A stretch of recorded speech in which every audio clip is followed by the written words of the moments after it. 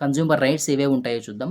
Consumer రైట్స్‌లో మనకి ఆహ్, ఇప్పుడు first of all protection, protection from లైఫ్‌కి కానీ, ప్రాపర్టీకి గానీ ఏవైతే హాని చేస్తాయో అలాంటి గూడ్స్ నుంచి మనకి ప్రొటెక్షన్ ఉంటది. అదొక రైట్.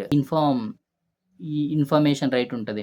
ఇన్ఫర్మేషన్ రైట్ అంటే ఏందంటే ఎవరైనా మనకి ఒక ప్రొడక్ట్ అమ్ముతున్నారంటే, ఆ ప్రొడక్ట్ యొక్క క్వాలిటీని కానీ, క్వాంటిటీని కానీ అండ్ అదే విధంగా మనకి ప్రైజ్‌ని కానీ, స్టాండర్డ్ కానీ,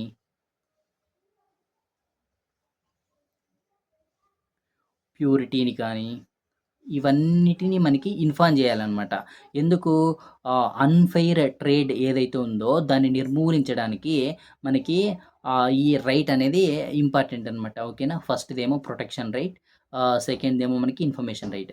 సో, థర్డ్ కన్జ్యూమర్ రైట్ ఏమంటే చాయిస్ అనమాట. వేరెవర్